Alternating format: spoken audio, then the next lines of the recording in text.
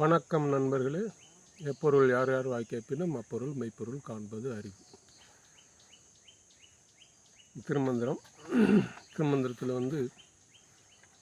ஏற்கனவே நிறைய மேக்ஸிமம் எல்லா பாடல்களுக்கும் பார்த்தாச்சு. முக்கியமான பாடல்கள், அதாவது 3000 உரை, 300 மந்திரம், 30 உபதேசம். இதுதான் திருக்குறள். திருமந்திரம். அம்பிகை அவள் ஃபெமினைன் எனர்ஜி. இருக்கிற பூமியில் இருக்கிற உயிர்களுக்கு, மனிதர்களுக்கு புரியக்கூடிய வகையில் வேதங்களாக தொகுத்து கொடுத்துருக்கிறார். வேதத்தை வச்சு தான் இங்கே எல்லாமே இருக்குது. மந்திரம்னா வைப்ரேஷன், வேதம்னா முதல்வனின் வாக்கு அல்லது முதல்வனுடைய கட்டளை, இந்த மாதிரி வச்சுக்கணும். அதுபடி தான் இங்கே எல்லாமே இயங்கிட்டுருக்கு. அந்த வகையில் இன்றைக்கி நம்ம விதியை, அது விதின்னு வச்சுக்கிட்டோம்னா அதை நம்ம மாற்றலாமா அப்படின்ட்டு நிறைய பேருக்கு சந்தேகம் இருக்கும். விதியை மதியால் வெல்லலாம் அப்படின்ட்டு பழமொழி கூட இருக்குது. அது விதியை மதியால் வெல்லலாமா அப்படின்னா வெல்லலாம். திருமந்திரத்தில் அந்த பாடல்கள் ஒரு 4-5 பாடல் பார்க்கலாம்.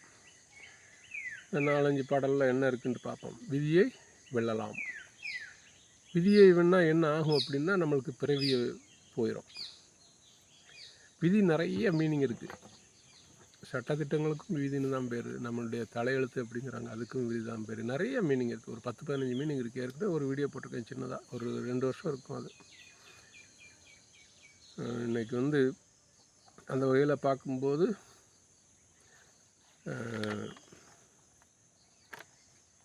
ஆளும் மலர்ப்பதம் தந்த கடவுளை நாளும் வழிபட்டு நன்மையுள் நின்றவர் கோளும் வினையும் அறுக்கும் குறிசிலின் வாழும் மனத்தொடும் வைத்து ஒளிந்தானே அப்படின்ட்டு. இது 2995வது பாடம். இது நம்ம இது காலச்சக்கரத்துக்குள்ளே தான் இந்த உயிர்கள் எல்லாமே இருக்குது. காலச்சக்கரத்துக்குள்ளே தான் இந்த உயிர் இருக்குது. அதான் முத்தமிழ் ஓசை அப்படிங்கிறது 3 காலங்கள்: கடந்த காலம், நிகழ்காலம், எதிர்காலம். இந்த 3 இதுதான் சவுண்ட் வேவ்ஸாக இருக்குது.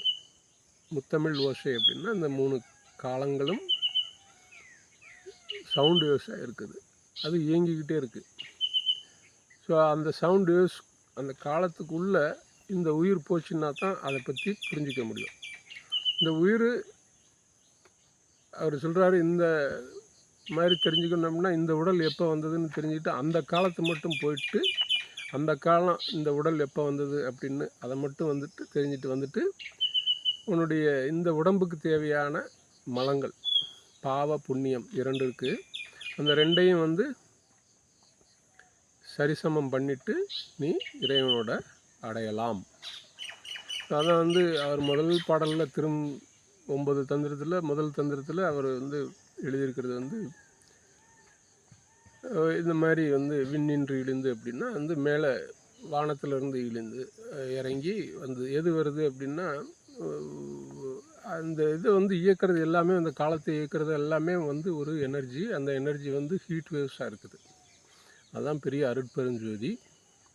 அதனுடைய சிறிய துகள் இங்கே பின்னாடி பிடரியில் வச்சு இந்த ஒரு உயிரை இங்கே அனுப்புகிறாங்க. என்றைக்கு இந்த பிடரியில் இருக்கிற அந்த காட் பார்ட்டிக்கிள் ஆக்டிவேட் ஆகுதோ அன்னைக்கு தான் நம்மளால் இது எல்லாமே உணர முடியும். இல்லைன்னா உணர முடியாது.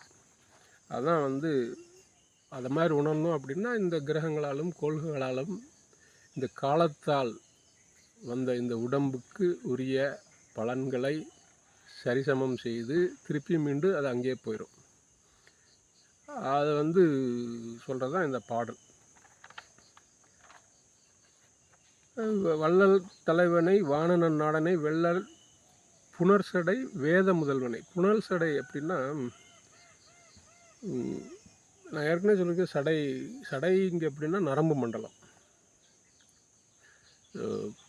அது ஆக்டிவேட் ஆச்சுன்னா நரம்பு மண்டலம் பூரா மயிர்கால் தோறும் போகக்கூடியது. கள்ள பெருமக்கள் காண்பல் குலோவென்று உள்ளத்தின் உள்ளே ஒளித்து இருந்தாலுமே அப்படின்றார். இந்த புலன்களேவும் 5 புலன்கள். இந்த 5 புலன்களும் 5 விதமான ஹீட் வேவ்ஸ், ஜோதி, அதனால தான் இயங்கிக்கிட்டு இருக்கு. ஸோ இந்த மாதிரி அதுக்குன்னு ஒரு செட்டன் பீரியட் இருக்குது, அந்த ஒரு கெப்பாசிட்டி. அந்த இது நம்ம ரொம்ப வந்து இயக்கணும் அப்படின்னா அது ஒரு நாள் வந்து என்ன அதனுடைய 5 இது இப்போ ஒரு பார்த்துங்களேன், இப்போ நம்ம ஒரு கேஸ் சிலிண்டர் வச்சுருக்குறோம். அந்த கேஸ் சிலிண்டர் சீக்கிரம் தீர்ந்து போயிடும் வேகமாக அரிச்சோம் அப்படின்னா. அதே மாதிரி தான் நமக்கு உள்ளே இருக்கிறது இந்த 5 புலன்களையும் இழுக்கக்கூடிய ஒரு கேஸ் சிலிண்டர் இருக்குதுன்னு வச்சுக்கோங்க. அது 5 விதமான ஃப்ளேம் வரும். 5 சிலிண்டர் இருக்குது, 5 விதமான ஃப்ளேமு. அது எவ்வளோ தூரம் எங்கே வந்து போகாமல் காக்கணும்னா நம்ம நிறையா அதை வந்து இறக்கி வைக்கணும், ஸ்லோவாக வச்சு கொண்டு போனோம் அப்படின்னா இது வந்து உடம்புக்கு வந்து 80 வயசோ 100 வயசோ ஆரோக்கியமாக வாழலாம். அப்படி இந்த புலன்களை வந்து ஒரு திசையில் அனுப்புறது தான் ஆக்சுவலாக வந்து இந்த பெரிய சுடருக்குள்ளே போய் அதான் புனல் அப்படின்ட்டு. அதான் வந்து நான் ஏற்கனவே இந்த ஐடென்டிஃபைட் ஃபாரின் ஆப்ஜெக்ட். இதுக்கு முன்னாடி வந்து அருட்பெருஞ்சோதின்னு வந்து இந்த தனி ஆற்றல் உள்ள மனித உடல் அந்த வீடியோவும் பார்த்துப்பேன். அதான் வந்து குண்டலினி எனர்ஜி, அதை எப்படி நம்மளுக்கு வந்து இது பண்ணலாம் அப்படின்ட்டு. ஸோ அந்த வகையில் இன்றைக்கி வந்து அந்த பாடலை பார்க்கும்போது விதியை எப்படி வெல்றது அப்படின்னு 2 பாடலில் சொல்கிறார் அவர். இது ஃபஸ்ட்டு, இது 1231வது பாடலில்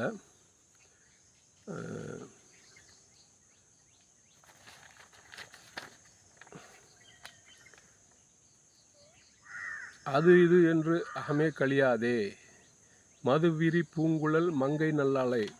அது மதுவிரி பூங்குழல் மங்கைனால சந்திர மண்டலம், பெண் எனர்ஜி நம்மளை வந்து ஆட்கொள்ளுது. இங்கே எல்லாமே பெண் எனர்ஜி தான் இருக்குது அந்த இது. ஸோ இது வந்து அதான் வந்து தெற்கு பக்கம் இருக்கிறது ஆண் எனர்ஜி, வடக்கு பக்கம் இருக்கிறது பெண் எனர்ஜி. இதுதான் வந்து தெற்கு வடக்கு அப்படின்ட்டு இருக்கிறது. வலது இடது புரிஞ்சுக்கோங்க, அது வலது இடது, வடகலை பிங்கலை, பிராணன் அபான், இது எல்லாமே மடை மாதிரி இருக்குது. இது எப்போ வந்து சரி பண்ணுறோமோ அன்றைக்கி தான் நம்மளால் வந்து இந்த விதியை வெல்ல முடியும். பதிமது மேவி பணிய வல்லார்களுக்கு விதிவழி தன்னையும் வென்றிடலாமே. இந்த பதிமது மேவி அப்படின்னா அதாவது முதல்ல தந்திரத்தில் வந்து 2வது பட்டம் வந்து 3வது பட்டம், பதி பசு பாசம் என பகர் 3இல் பதியினை சென்று அணுகாத பசு பாசம் பதி அணுகில் பசு பாசம் நில்லாவே அப்படின்ட்டு இருக்கு. இந்த உடலை அந்த உருவம் அருவம் அருவுருவம் இந்த மாதிரி வச்சு அந்த 3க்கும் வந்து 3 விதமான தன்மைகள் இருக்குது. ஆனால் நம்ம இந்த உடம்பை மட்டுமே பார்த்துக்கிட்டு இருக்கிறோம். ஸோ அது வந்து பாசம்னு வச்சுக்கிட்டிங்கன்னா இந்த உடம்பு வந்து நம்ம இறைவனை போய் அணுகணும்னு நினச்சா முடியாது. இது பதின்னு சின்ன ஒரு பிரெயினில் பார்ட்டு, அந்த அருட்பெருஞ்சோதின்னு கூட வச்சுக்கலாம். துரியம் அதை ஓப்பன் பண்ணால் தான் நம்ம உள்ளே வந்து தெரியும். அந்த தான் அந்த பதி மது மேவி அப்படின்னா இங்கே நமக்குள்ளே இருக்கிற அந்த பதியை மது மேவி அது வந்து ஃபுல்லாக அடங்கிச்சுன்னா தான் இந்த பதி வந்து நினச்சா அந்த பசு பாசத்தை கூட்டு மேலே போயிடும். அதுதான் அதனுடைய மீனிங். பதி அப்படின்னா நம்மளுடைய ஆன்மான்னு வச்சுக்கிட்டோம்னா இந்த ஆன்மாவுக்கு பெரிய ஆன்மா ஒன்று இருக்குது, அதை அங்கே கொண்டு போய் அதான் வந்து பெரிய பதி செய்யும் பரமன் நின்றானே அப்படின்ட்டு, பெரிய பதியை காட்டும் பரமன் நின்றானே அப்படின்ட்டு பாடலெல்லாம் பார்த்துருக்குறோம். வென்றிடலாகும் விதி வழி தன்னையும், வென்றிடலாகும் வினை பெறும் பாசத்தை, வென்றிடலாகும் விளை புலன் தன்னையும், வென்றிடல மங்கைதன் மெய் உணர்வோர்க்கே. இதான் வந்து இந்த மங்கைதன் மெய் உணர்வோர்க்கே. ஸோ இந்த சந்திரகலை ஏற்கனவே நான் வந்து பிடிபட்டு இந்த குளிர்ந்த படசடை நம்மளை வந்து வரணும். படசடையான் அப்படின்னா வந்து ஹீட் வேவ்ஸோட இயங்கக்கூடிய நம்மளுடைய இந்த உடம்பு. அது வந்து சந்திர மண்டலமும் வந்து வரக்கூடிய அங்கேருந்து வரக்கூடிய இந்த குளிர் படசடை அதான் மது. இந்த வென்றிடும் மங்கை தன் மெய் உணர்வோர்க்கே. இந்த இதுக்குள்ளே நம்ம வந்து பெண் தன்மையை உணரக்கூடிய அதான் வந்து ஓசோ கூட சொல்கிறது, ஒரு ஆண் தன்னுக்குள்ளே இருக்கிற பெண் தன்மையை, ஒரு மனிதன் 2 பேருக்கும் ஒன்று தான், ஆணுக்கும் பெண்ணுக்கும், தனக்குள்ளே இருக்கிற பெண் தன்மையை உணர்ந்தால் அப்போ தான் வந்து அதான் வந்து ராமலிங்க அடிகளார் என்ன சொல்கிறாருன்னா, பெண்ணாய் ஆணின் உருவாய் என்னை படைத்த பெருந்தகையை அப்படிங்கிறாரு. ஏற்கனவே வீடியோ போட்டிருக்கிறோம். ஸோ இந்த மாதிரி நமக்குள்ளே இருக்கிறத வந்து அதை மேவணும். அதுதான் வந்து உத்தரகோஷ மங்கை ஒரு வளம் வர்றது தான் வந்து இந்த நாமம். நாமம் அப்படின்னா ஃபுல்லாக வந்து இந்த பிரெயினுக்குள்ளே வந்து எல்லா எனர்ஜியும் கொண்டு போகிறது ஈக்குவலாக. இப்போ நம்ம வந்து கொஞ்சம் தான் யூஸ் பண்ணிகிட்ருக்குறோம். லூசின்ற வீடியோவில் பார்த்தீங்கன்னா தெரியும், அந்த இதில் வரும் 1186 அது இது என்னும் அவாவினை நீக்கு. ஸோ இது நான் எடுத்து சொல்லிகிட்ருக்கிறேன், இந்த புத்தகத்தில் எல்லாமே இருக்குது. நம்ம அதை பற்றி திங்க் பண்ணக்கூடாது. ரொம்ப டீட்டெயிலாக வந்து நம்ம வந்து ஆராய்ச்சி, ஏன்னா நம்மளுக்கு அந்த அளவுக்கு அறிவு இல்லை. இன்னும் நம்ம துரியனை ஓப்பன் பண்ணவே இல்லை. துரியம் ஓப்பன் பண்ணவங்க இந்த உலகத்தில் இப்போதைக்கு யாருமே இல்லை. இது ஆக்னா பாயிண்ட்டை ஓப்பன் பண்ணி உள்ளே போனவங்க இப்போ வாழ்ந்து கொண்டிருப்பவர்களில் முழுசாக இருக்கிறவங்க யாரும் இல்லை. முன்னாடி இருந்திருக்கிறவங்க நம்ம வந்து வரலாறில் பார்த்தோம் அப்படின்னா வந்து ராமலிங்க அடிகளார் இருக்கிறாரு, ஓகே, புத்தர், ஜீசஸ், முகமது ப்ரொஃபட்டு, இவங்கெல்லாம். பட் இவங்களுமே வந்து தனக்கு கீழே ஒரு பெரிய சமயத்தை உண்டு பண்ணி ஒரு பிரிவினை உண்டாகிற மாதிரி தான் எல்லா விஷயமும் நடந்துக்கிட்டு இருக்கு. ஸோ அது கிடையாது. இது மனிதர்களுக்காக படைக்கப்பட்டது. இங்கே ஜாதி, மதம், இடம், மொழி எதுக்குமே இங்கே இடம் இல்லை. அதான் வந்து தற்பரம் கண்டவர்கள் தான் சைவர்கள் அப்படின்னு. தற்பரம்னா என்னன்னு பார்த்துருந்தோம். ஸோ அந்த சைவம் ஊரும் உலகமும் ஒக்க படைக்கின்ற பேரறிவாளன் பெருமை குறித்திடில் மேருவும் உலகு ஆளி இளம் கொளும் சைவர்கள், சைவ சித்தாந்தம். அதுதான் மேருவும் உலக ஆளியலும் சைவமுமாகுமே அப்படின்ட்டு அந்த 5ஆம் தந்திரத்தில் முதல் பாடல் தான். மேரு அப்படின்னாலே வந்து ஒரு பேஸ். இது உலகுக்கும் பேஸாக அமையக்கூடிய இங்கே இருக்குது, முக்கோண வடிவில் இருக்குது. இந்த இதுக்கு உள்ளே நம்ம முதல்ல போனோம். இதுதான் வந்து இந்த இதுக்குள்ளே போகக்கூடிய தன்மை உடையவர்கள் தான் சைவர்கள். இல்லைன்னா சைவர்கள் இல்லை. ஓகே, அவர் சொல்கிறது புறசமயத்துக்கும் இதுக்கும் சம்மந்தமே கிடையாது. இவர் எந்த விதத்துலையும் புறசமயத்தை உள்ளே கொண்டு வரவே இல்லை. திருமந்திரத்தில் நிறைய பாடல்கள் பார்த்துட்டோம். இங்கே வந்து இப்போதைக்கு வந்து நிறைய புறசமயம், அந்த 6 சமயங்கள் அப்படின்னா 6 சமயம்னா அவர் சொல்கிறதே வேறு. ஸோ அந்தளவுக்கு வந்து புரிஞ்சுக்கணும். 2995 வந்து 1962 பாடலில் பாடல்கள் முடிஞ்சால் டிஸ்கிரிப்ஷனில் போடுறேன், பாருங்கள். 1962 பாடலில் அவர் என்ன சொல்கிறாரு,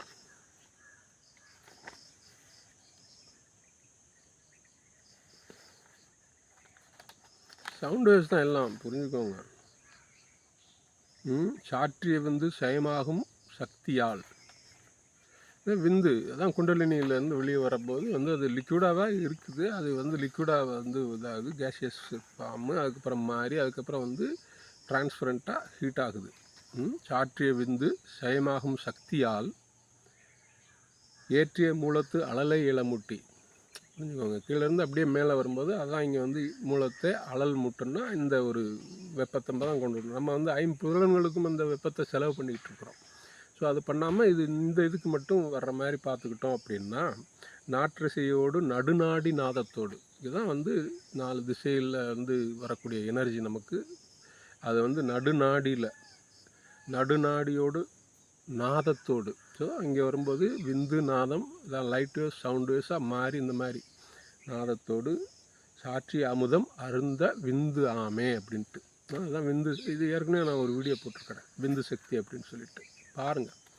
எல்லாம் வந்து நம்ம வந்து திருமந்திரத்தை வந்து தவறான கண்ணோட்டத்தோடு படிச்சுக்கிட்டு இருக்கிறவங்களுக்கு இது வந்து இன்று சொல் நூலாக எடுத்துரைத்தேன் அப்படின்னா வந்து சயின்டிஃபிக்கலாக நீங்கள் என்னென்னலாம் பார்க்குறீங்களோ அதெல்லாம் வந்து இந்த புக்கில் நம்ம வந்து ஒரு ப்ராக்டிக்கலில் ஒரு உணர்வு பூர்வமாக கொண்டு வரலாம். அதை இது நம்மளோட பேசக்கூடியது திருமந்திரம்.